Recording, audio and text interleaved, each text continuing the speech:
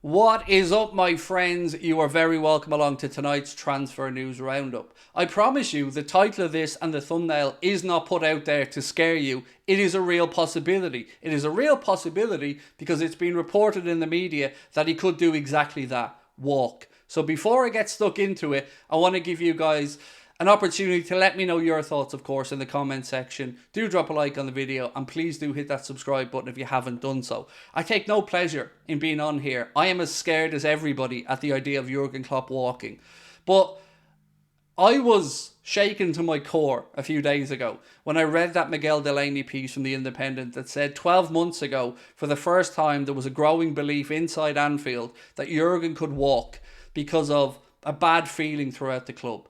I thought that had gone away, and in fairness to Miguel, in his piece he did say that things have gotten a lot better and that he's a lot more upbeat.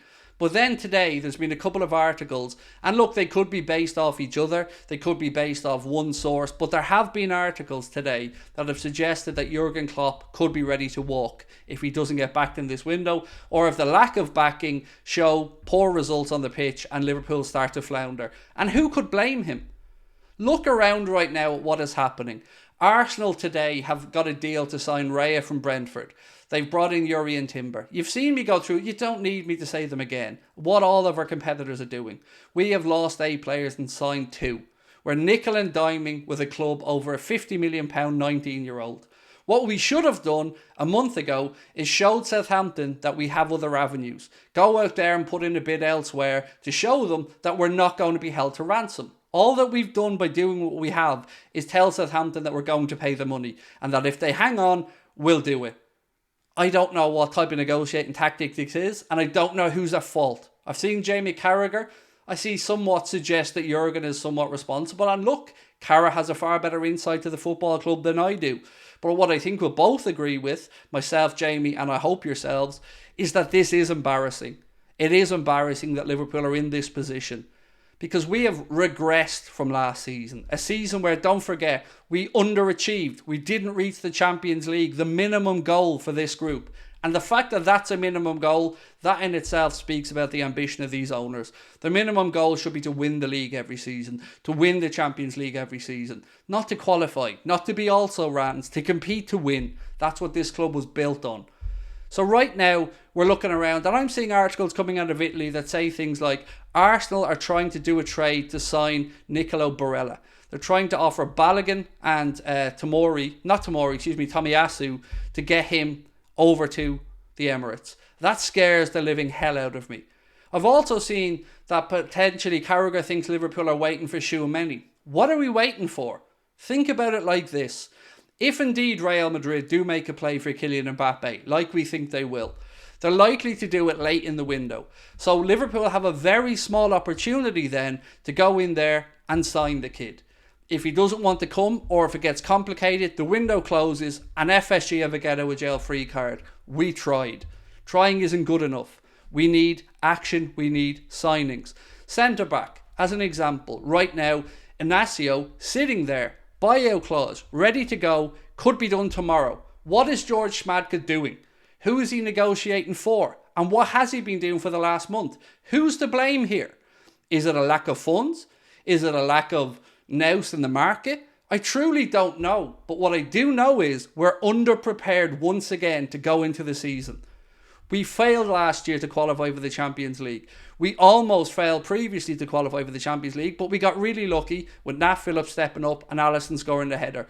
We don't learn lessons as a club. We are always 1 or 2 injuries away from a crisis. Remember, we have seen in the summer where the rebuild has been promised, Klarna, a payment company, taking the proverbial out of us in social media, offering to loan John W. Henry money to get deals done. That is how we're viewed right now in world football. So rather than publications telling us about the new Google Pixel deal with the club, or that the Annie Road end is going to be completed and put an extra 7,000 people inside Anfield, we want to see action. We don't want to hear how great businessmen FSG are and how great these new corporate deals are. They're no use to us unless we see them translating to a better team on the pitch. Because that's what all this should be about. All of these corporate deals, all of these trips around the world, all of these pre-season jaunts across the different parts of the world should be to generate cash, to funnel down to the first team, to give Jurgen Klopp and those players the best chance to succeed. We are not seeing that done. It is not good enough, and we have to take action. So the question is, what do we do? One small suggestion that was made to me, and it sounds simple, but I think it might be effective.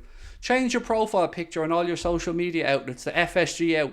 Because if we did this and it grew and other fan channels, other outlets started to do the same, pressure is going to go on the owners. We know that they don't like bad PR. Right now, as if to rub salt in the wounds, we are seeing FSG's chief financial officer come out and say that they are in growth mode, that they want to add another club, another franchise to their portfolio. What use is that to us, or to the Red Sox, or to the Penguins, when we're seeing our assets, when we're seeing our clubs that we've devoted our lives to, just floundering away as they look to go into growth mode? How about going into success mode and winning stuff and wanting your clubs to compete? Because they only understand the bottom line.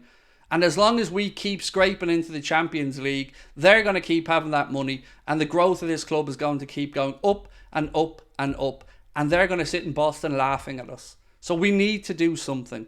As a little bit of an outside news today, Alex Oxlade-Chamberlain has apparently agreed a deal to sign for Besiktas. We mentioned this to you guys, I think about a week ago when it first came through. So wishing Alex all the best with the rest of his career if he does indeed move over to Turkey, a country that we know are fanatical about their football, and I think he'll enjoy the experience. But it is sad. Again today, Arsenal gone out there to bring in Raya to compete with Ramsdale. They've already brought in Rice. They've already brought in Kai Havertz, Jurrien Timber. United have got Mason Mount, Onana. There's some Højlund that they've brought in. I almost say Højbjerg all the time. Højlund as well. And they're still looking to do business.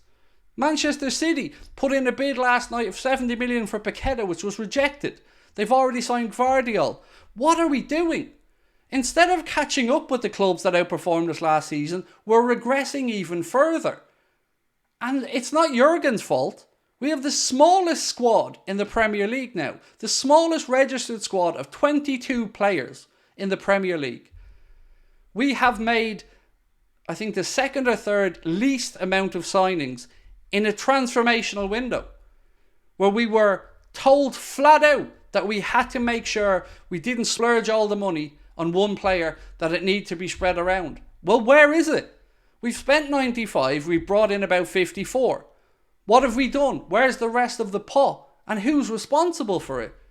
Things need to change, and they need to change quickly, or this club is going to go back to being a once in a 10-year period of being in the Champions League, in the Europa League, back to the Hodgson days, and none of us want that, and it doesn't need to be this way. Our owners need to invest in the team. It is a bare minimum. They don't show up to games. They don't bother. We need them to invest. So right now, my friends, we've got to do something.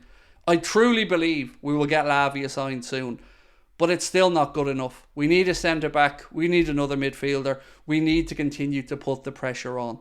Thank you for giving me your time again. I'm sorry that we have to keep making these videos in such a dire situation, because I'd much rather be sitting here looking forward to Sunday. I'd much rather be sitting here talking to you guys about how tactically we're going to implement these new players. But unfortunately, needs must. So it is over to you. Let me know your thoughts in the comment section. Drop a like on the video, and of course, don't forget to hit that subscribe button. Thank you for your time. Much love. Bye-bye.